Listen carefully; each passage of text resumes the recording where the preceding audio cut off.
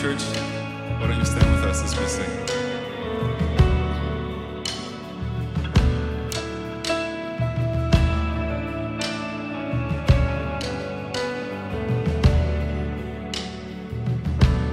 Before I spoke a word, you were singing over me. You have been so, so good to me.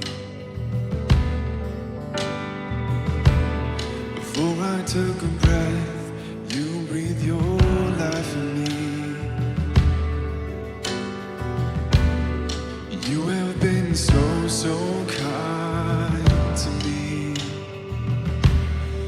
Oh, the overwhelming, never-ending, reckless love of God.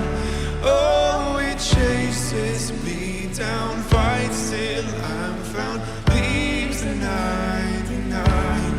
I couldn't earn it, I don't deserve it, still you give yourself away. Oh, the overwhelming, never-ending, reckless love of God.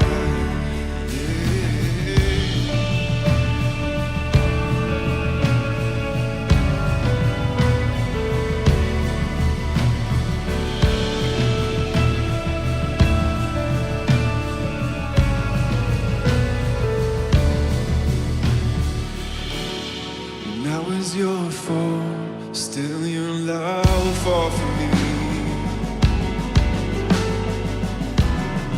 You have been so, so good to me.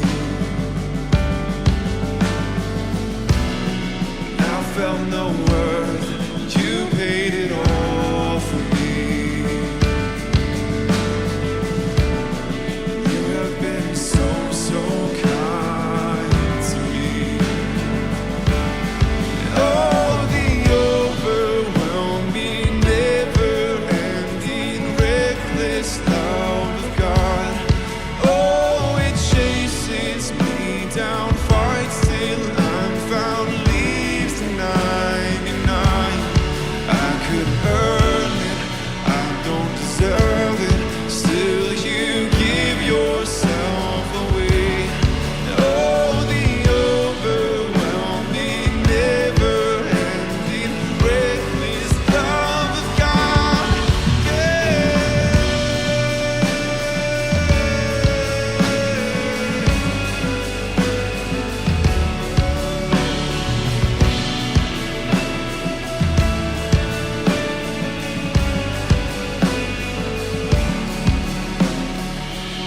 There's no shadow you won't light up, mountain you won't climb up, coming after me.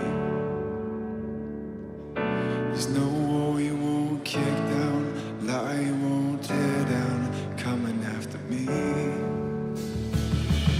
There's no shadow you won't light up, mountain you won't climb up, coming after me. There's no wall you won't kick down, lie you won't tear down, coming after me. There's no shadow you won't light up, mountain you won't climb up, coming after me. There's no wall you won't kick down, lie you won't tear down, coming after me. There's no shadow you won't light up, mountain you won't climb up, coming after me. There's no wall you won't kick down, lie you won't tear down, coming after me. And oh, the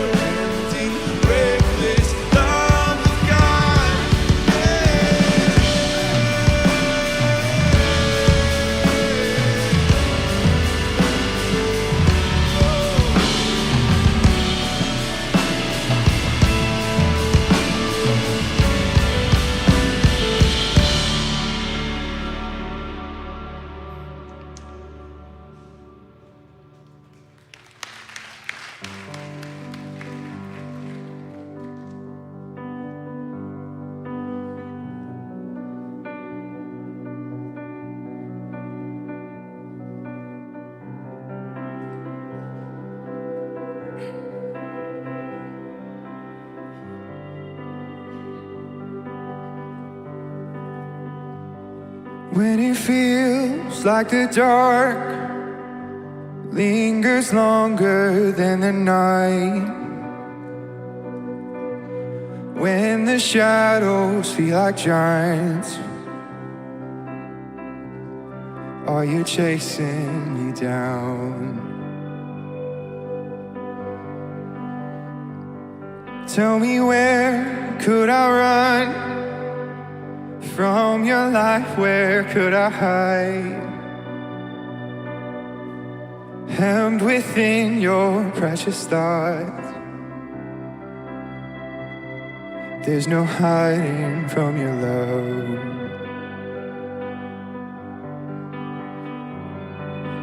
Highs and lows, Lord, you're with me the way it goes. Should I rise or should I fall?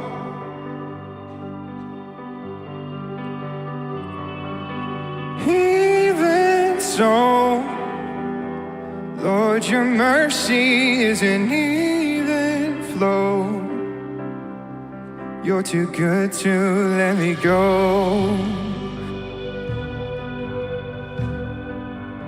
Should I dance on the heights or make my bed among the depths? Your mercy waits at every end, like you've planned it from the start. Should the dawn come with wings or find me far side of the sea, there your hand still fastens me, ever closer to your arms. Oh, highs and lows, Lord, you're with me the way it goes. Should I rise or should I fall?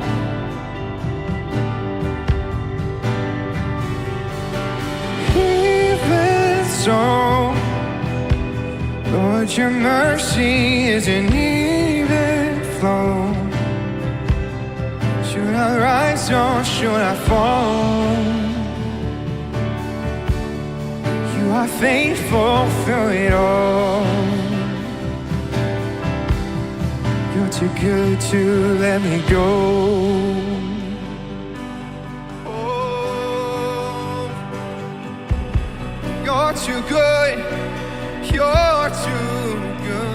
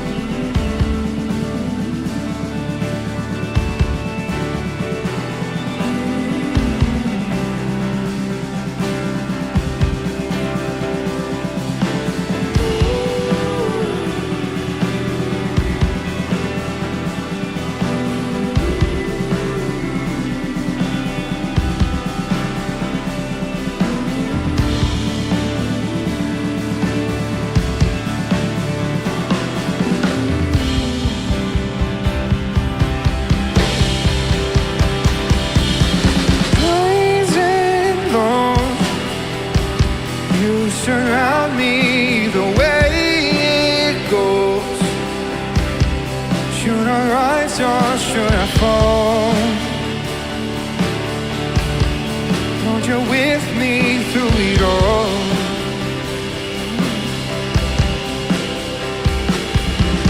Highs and lows, in the rhythms of your grace I know. Should I rise or should I fall? You were faithful through it all.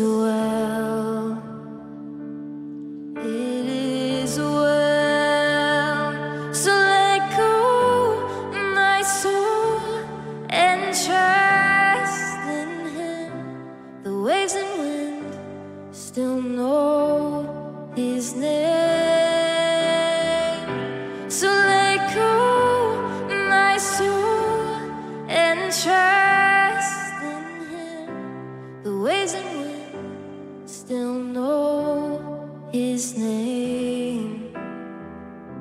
The waves and wind still know his name.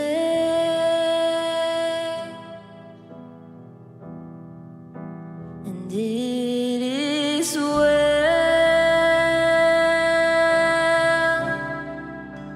with my soul. It is well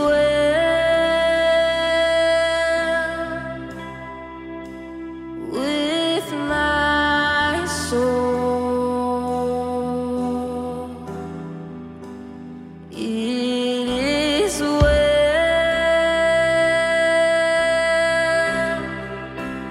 with my soul.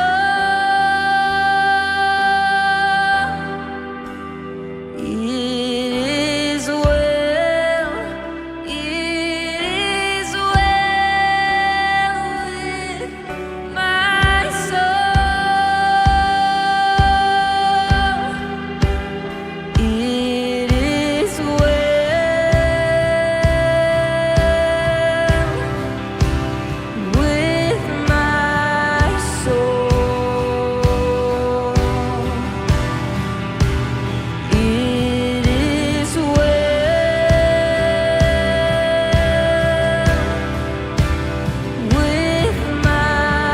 soul. It is well with my soul. It is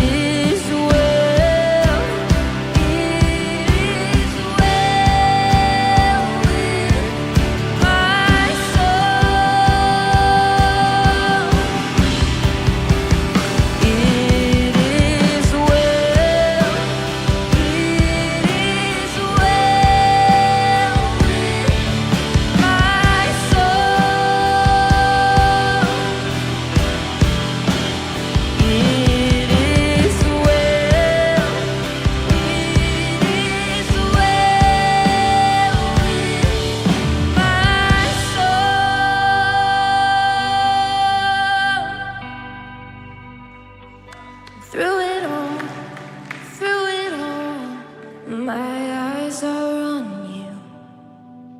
Through it all, it is well. Through it all, my eyes are on you, and it is well with me.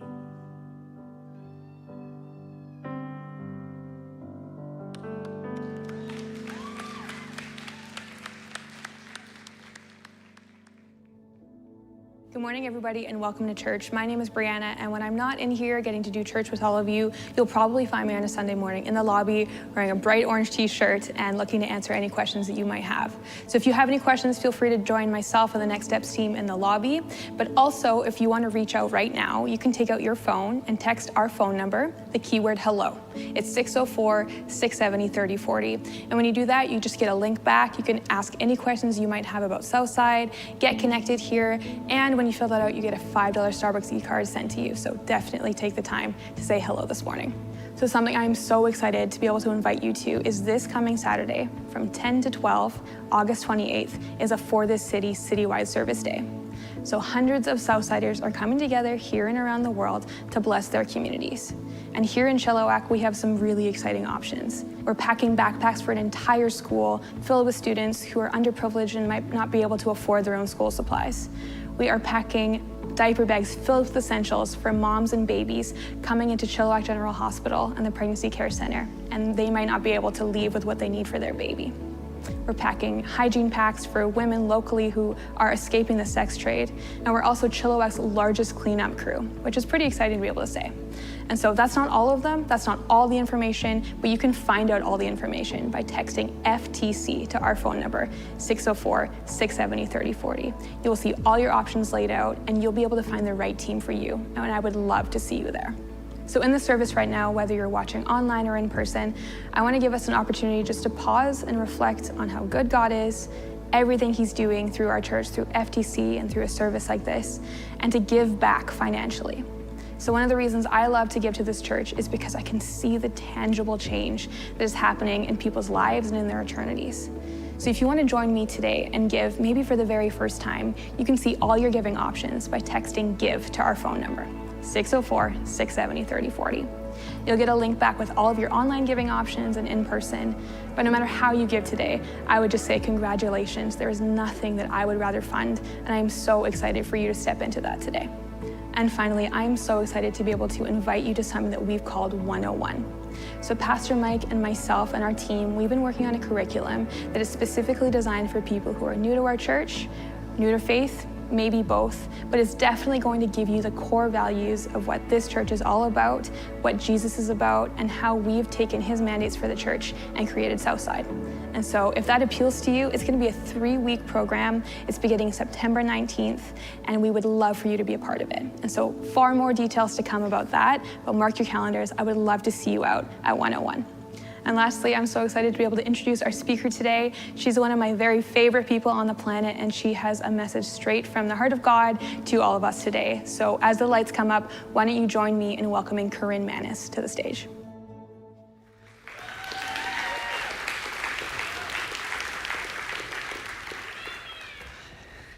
Thanks, God. Oh, no way. Noah's here? I can hear someone saying, Nana, where is he? Hi, Noah. Well, now I'm not going to be able to focus at all. Bye, Noah. Oh my gosh. Well, that was incredible.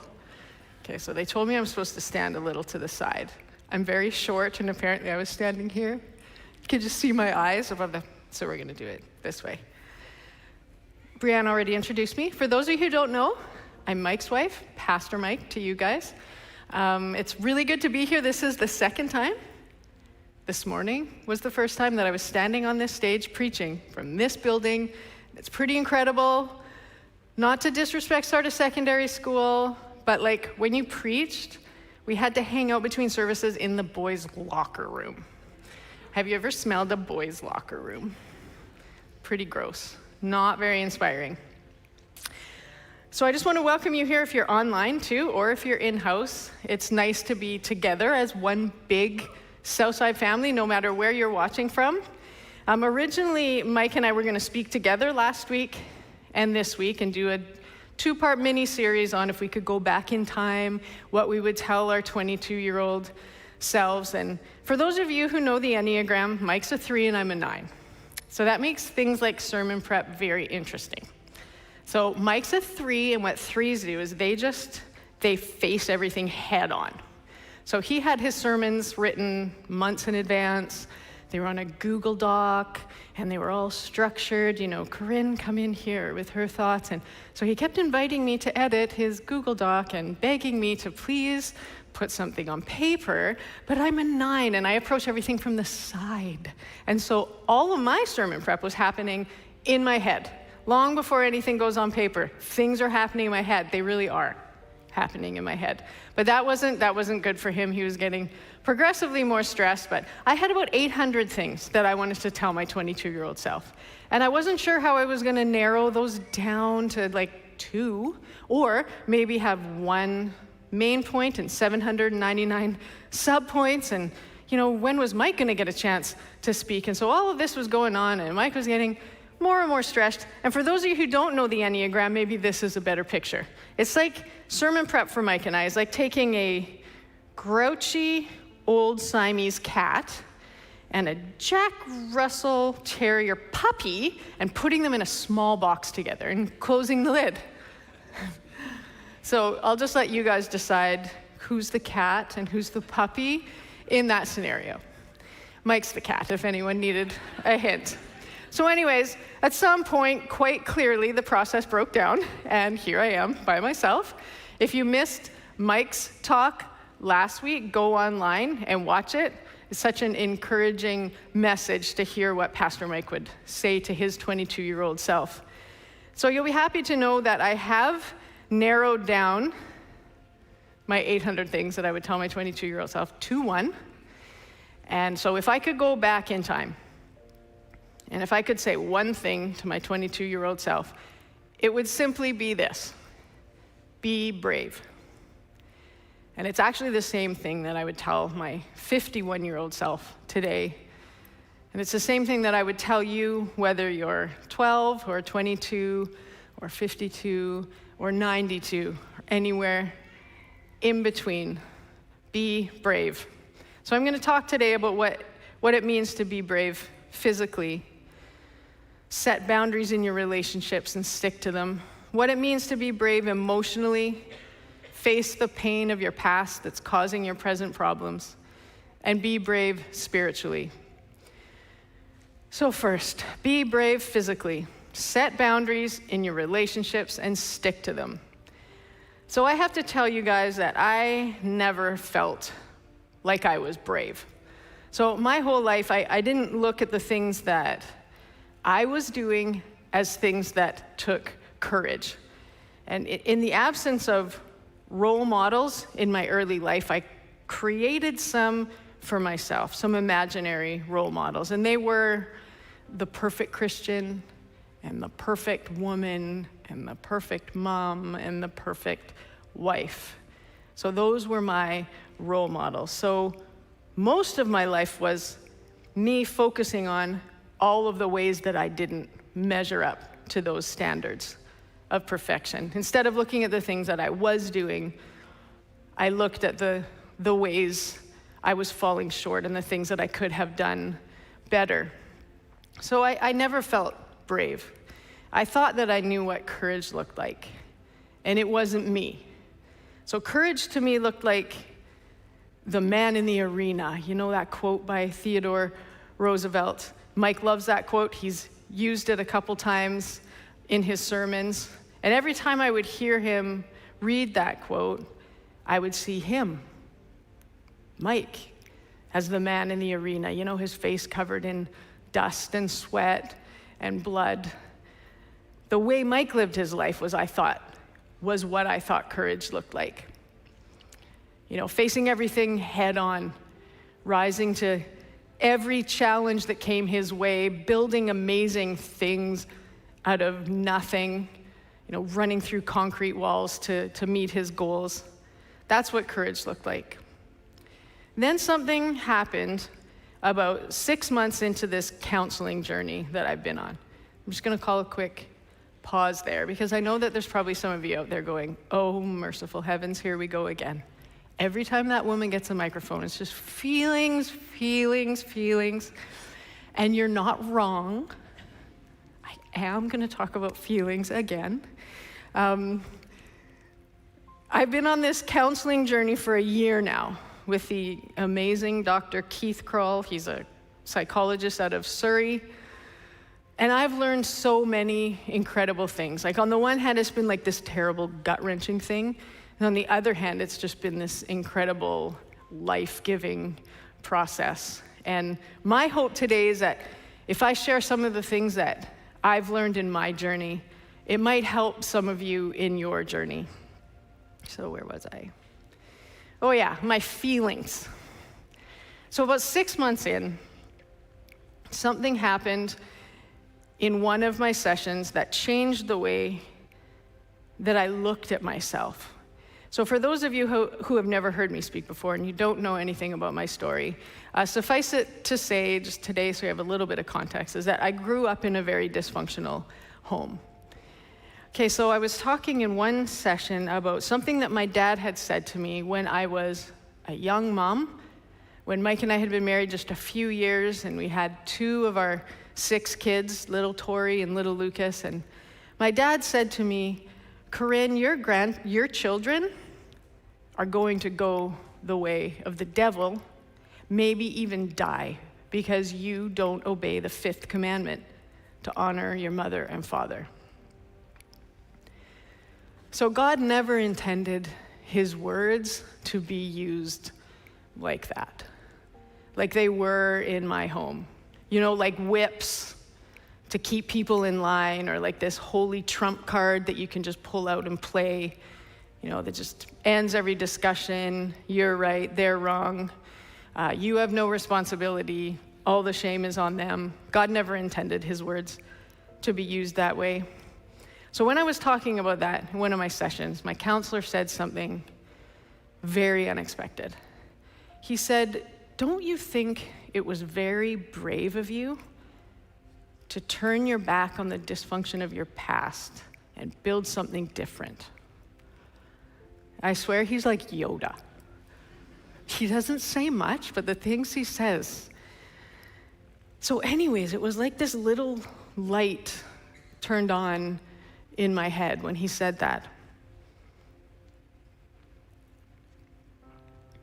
I had never thought about what I had done in permanently shutting the door to the dysfunction and the emotional chaos that my family brought into my life. I didn't feel brave when I thought about that.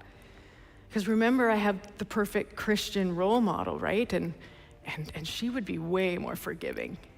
So I felt guilty. I felt a bit like a quitter, a coward. I definitely never felt brave. But that unexpected comment that my counselor said that day changed that. And as I reflected on what he said after that session and before the next one, I always tried to ask God what he wanted me to learn, just so that I could kind of like each session could build on the one before. I came across that quote again while I was reflecting, "The man in the arena." Only this time, as clear as day, it wasn't Mike in the arena, it was me. And I'm going to read it to you the way I read it that day. It's not the critic who counts, not the person who points out how the strong woman stumbles or where the doer of deeds could have done them better. The credit belongs to the woman who's actually in the arena, whose face is marred by dust and sweat and blood, who strives valiantly, who errs, who comes up short again and again, because there is no effort without error and shortcoming. But who does actually strive to do the deeds, who knows great enthusiasms, the great devotions, who spends herself in a worthy cause, who at the best knows in the end the triumph of high achievement, and who at the worst, if she fails, at least she fails while daring greatly, so that her place shall never be with those cold and timid souls who neither know victory nor defeat. I just felt like God spoke to me that day as I read that, when I saw myself in the arena for the first time, and he said, "You are brave."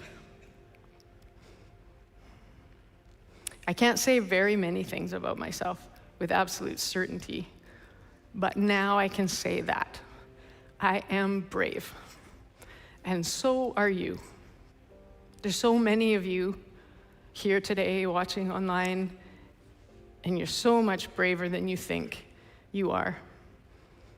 The fact that you're even here today, that you got up and you opened your laptop and you started streaming the service, or you got in your car and you drove here, despite everything you've been through, and despite everything you're currently going through, you're here. And that's brave. The fact that you are even here today shows me that you have hope. Hope that with God, things can get better. And it takes so much courage to hope. Because just like me, when I was that young woman who turned her back, who closed the door on the emotional chaos that my family was bringing into my life. By being here today, like me, you're saying, the shit ends with me. The family that you build is going to be different than the one you grew up in. By being here today, you're saying the abuse ends with me. The addiction ends with me. The chaos ends with me. The dysfunction of my past ends with me. Because with God, there is hope for a better future. So for me, being brave physically meant setting boundaries with unsafe people and sticking to them. And it might mean something different for you. But I just want you to think about your relationships for a minute. If you've set boundaries with certain people because of the negative stuff that they bring into your life, and they regularly ignore those boundaries or trample all over them, maybe it's time to take a stand.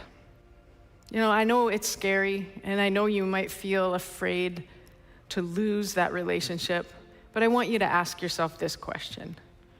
What is a relationship? Like, what makes up a relationship? Real relationships are built on trust. It's the very foundation. And the only way that we build trust with each other is by respecting each other's boundaries. We don't always have to agree with them, but we have to respect them. That's how trust is built. And if there's no trust, there's no relationship there in the first place. So looking back on my life, if I had to point to the one thing that has made the biggest positive difference in my life and in what I tried to build, it was that. Shutting the door to my life on people who were bringing emotional chaos into it. So be brave physically, whatever that means for you. For me, it meant sticking to the boundaries that I had set in my relationships. And secondly, be brave emotionally. And this is such a hard one. Counseling has shown me that, physically I've done some brave things in my life, but it's also shown me that I have spent most of my life as an emotional coward. I just never showed up. I stuffed everything down. I kept my masks on, and I just never showed up. And being brave emotionally means facing the pain of your past that's causing your present problems. And I know that that's really easy to say and really hard to do. It's scary and it's painful to start an inner journey. We don't want to revisit painful places in our past that we've spent a long time trying to forget, as if we ever could. As a child, I learned, as we all do, how to put on masks to keep me safe. My masks were the agreeable one, the one who doesn't ask for anything, the one who never rocks the boat. And your masks are different, but you learn to put them on to protect yourself. And these patterns of self-protection, they keep us safe for a while. And then as we grow up, at some point, those same patterns that used to save us start to kill us. Because we all have this longing inside of us to be seen and to be loved for who we really are behind all of our masks. And last year, I have to tell you guys, I was in a really tough place. I was feeling overwhelming anxiety, which was new to me. I didn't want to leave the house, so COVID actually just worked out perfectly for me. I was having panic attacks, and I had this deep sadness inside me that I couldn't explain. And I even had moments of rage, and I didn't know what to do. And so, at 50 years old, I was emotionally brave for the first time in my life, and I asked for help. I sent an email to Dr. Krull, who had been recommended to me by a friend, and I asked if he would take me on. Because at that moment, I knew that the only thing worse than the pain of thawing out was staying in that terrible, emotionally frozen state I found myself in. Maybe you're sitting there today and you're thinking, but Corinne, you're a Christian. Like, you're a pastor's wife. Like, wasn't God enough for you? Isn't God enough? Do you really need therapy? This is what I think. That God works miracles in many different ways. I remember when Maddie was first diagnosed with cancer. Some of you might not know Maddie. She's on staff here. She's on the worship band. But almost 3 years ago, she was diagnosed with stage 4 non-Hodgkin's lymphoma. And at that time, there were some well-meaning people who told her, like, you don't need chemotherapy. Reject chemotherapy. What you need is a lot of faith and maybe a little bit of CBD oil. And those people were sincere, but they were also wrong. Because this is what I know, that God created the minds of some pretty brilliant people throughout history. And some of those people discovered this amazing fact, that this combination of chemicals can actually beat cancer. God worked through faith and chemotherapy, and he healed Maddie, and that's miraculous. And in the same way, he's working through my faith and through therapy to help heal me. Getting help with our mental health stuff, help with figuring out why we struggle with things like anxiety and depression and anger and addiction, or why we feel stuck in our sorrow. Getting help for those things is no different than going to the doctor when you have physical health issues. It doesn't mean that you lack faith. It means that you have faith that God works miracles in many different ways. You know, if you feel tied up in knots, if you feel stuck or frozen inside, I believe that the most emotionally brave thing that you can do is ask for help. Find a counselor. Sign up for Freedom Session. We run a course right here that's for exactly that. When you feel stuck in your life, you can text the keyword free to 604-670-3040 and get more information about that. But begin an inner journey and remember that God is with you, ready to work a miracle in your life. Be brave emotionally. Face the pain of thawing out. Your loved ones need the real you to show up. You need the real you to show up. The you before the masks went on. The you that you were created to be. So be brave physically. Set boundaries in your relationships and stick to them. Be brave emotionally. Face the pain of your past that is causing your present problems. And thirdly, be brave spiritually. I think a lot of us have the wrong idea of what it means to be brave spiritually. You know, maybe you're thinking that it means, I just need to be grateful. I just need to not dwell on the past. I need to think about the things in my life that I'm grateful for. And that sounds good. That sounds really Christian, doesn't it, to say that? But can I suggest that we have a slightly wrong idea about what gratitude is? And I think that we can do emotional damage to ourselves and to the people around us when we get gratitude wrong. Here's a couple things that gratitude isn't. It isn't saying, I'm in pain, but other people have it worse, so I'm just going to be thankful. I want to read something to you today. It's from a book called The Choice by Dr. Edith Eva Eger. It's a beautiful book. And Dr. Eger, when she was a young woman, she survived a year at Auschwitz during World War II. She lost both her parents to the gas chambers. And at the end of the war, she was found by an American soldier in a pile of corpses weighing 76 pounds. These are her words. There is no hierarchy of suffering. There's nothing that makes my pain worse or better than yours. No graph on which we can plot the relative importance of one sorrow versus another. People say to me, things in my life are pretty hard right now, but I have no right to complain. It's not Auschwitz. This kind of comparison can lead us to minimize or diminish our own suffering.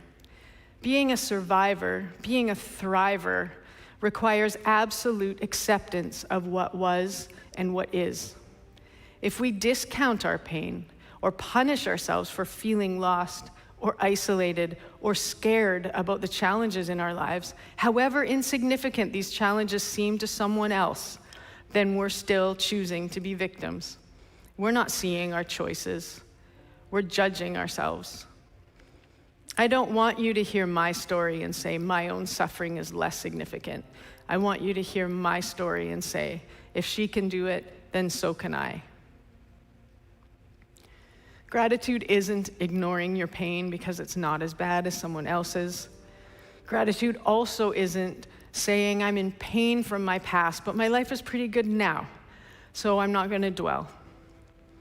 And I want to put this in real life context for a second, using a story that Mike and I have shared before in our marriage series that we did back in January when we successfully planned 4 sermons and delivered them together. It was quite an accomplishment. But it was about this fateful 2.5-hour drive that Mike and I took to Kelowna that happened in November. So leading up to this drive, my counseling sessions had brought up all of these resentments that I had from early in our marriage, when Mike worked way too hard and way too much, and I felt like I had been a player on Team Mike, not a partner, just a player on Team Mike, and I felt very alone. I never said anything. I still had on those masks, remember? I was the agreeable one, the one who never asked for anything, the one who never rocked the boat. And so on this fateful trip, for 2.5 hours straight, I talked about all of the resentments and anger that I had repressed for decades. Doesn't that sound like fun? I was definitely the Siamese cat in that scenario. But I want you to understand that I wasn't blaming and I wasn't angry. I simply had to get it out. Things that I should have said at the time, I needed to say now. I hadn't been honest with Mike about what was really going on inside of me, about what I needed. I didn't show up. I just stuffed everything down and I kept my masks firmly in place, and that was on me. So consider for a minute the potential ways that Mike could have responded to me that day, because I think it shows perfectly how we can get gratitude wrong and cause emotional damage when we do. Mike could have said, "Why are you bringing all of this up? You should be grateful that I didn't abuse you or cheat on you, like some women have it way worse than you." And Mike also could have said, "Why are you bringing all of this up? Your life now is good, and you should be grateful." If Mike had responded in either of these ways, this is what I would have heard. Your pain doesn't matter. You don't matter. Keep your masks on. Keep the real you stuffed down and out of sight. But Mike didn't say either of those things. What he said was this: I wholeheartedly support your resentment of me. And you know what I heard when he said that? I see you. You are safe to take off your masks with me. I will keep loving you no matter what's underneath. Acknowledging our pain and our sorrow and our anger can coexist with a heart full of gratitude. They aren't mutually exclusive. Saying that we can't feel them both at the same time, it robs us of hope, and it actually robs the cross of the power to heal us. Because this is what gratitude is. It's holding in your hands at the same time all of your sorrow and God's loving presence. It's saying at the same time, I am suffering and no one ever cared for me like Jesus. It's saying at the same time, I am in pain and I am not alone. Gratitude is the tremendous relief that we are not alone in our suffering. Whatever you're going through today, be brave. God is with you, and he'll never, ever leave you. That's the beautiful message of the cross of Jesus Christ. The God of the universe entered into the suffering of the human race, into your suffering and my suffering. And more than that, he didn't enter into our suffering powerless or unwilling to help. His death and resurrection proves that he entered into our suffering with the purpose and the power to heal us and make us whole. A few months ago, when I knew I was going to be preaching on this topic, I asked my counselor what he would tell his 22-year-old self, because you got to consult Yoda on things like this, right? And he said something so beautiful. He said, God is unlike anyone you will ever know. Get to know him. Get to know God. He is so gentle and loving. You don't ever need to feel ashamed in his presence. We don't love each other like God loves us. We certainly don't love ourselves the way God loves us. God is unlike anyone you will ever know. Get to know him. Because God is in the business of healing hurting people, of making broken people whole, of making terrified people brave. He can bring peace out of chaos. The fact that I'm standing here today is proof of that. He can bring peace out of chaos. The Bible says it this way. It says that God will take our ashes and he will give us beauty. Get to know him, because this is where it all comes together. Knowing that God is with you no matter what, that he loves you no matter what, that he will never leave you, that's what makes us brave. No one ever cared for you like Jesus. You should get to know him. He sees the real you, the you before all the masks went on, and he loves what he sees.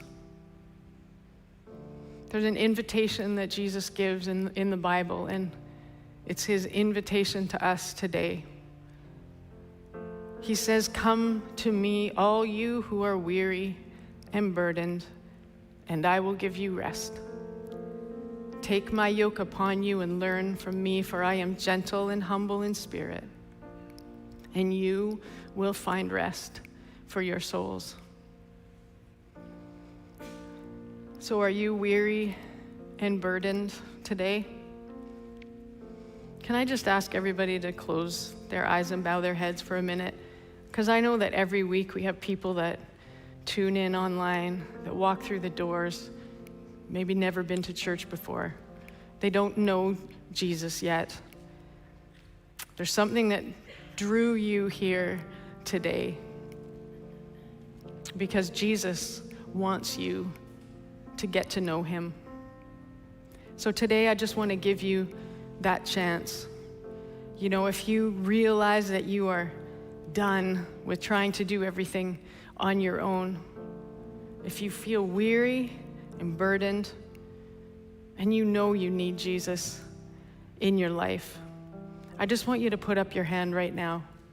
Whether you're here, whether you're at home, just put up your hand if today's the day that you want to meet Jesus and you want to ask him into your life.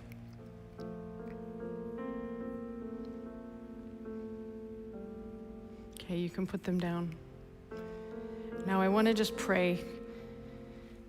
If you put up your hand today, if you made that commitment today, just pray along with me in your heart. Jesus,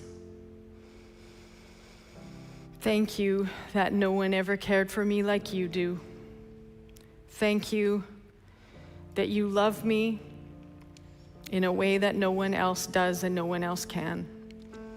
And Jesus, I just give my life to you today. I ask you to come into my life, into my heart, and walk with me from today, every day I'm here on earth.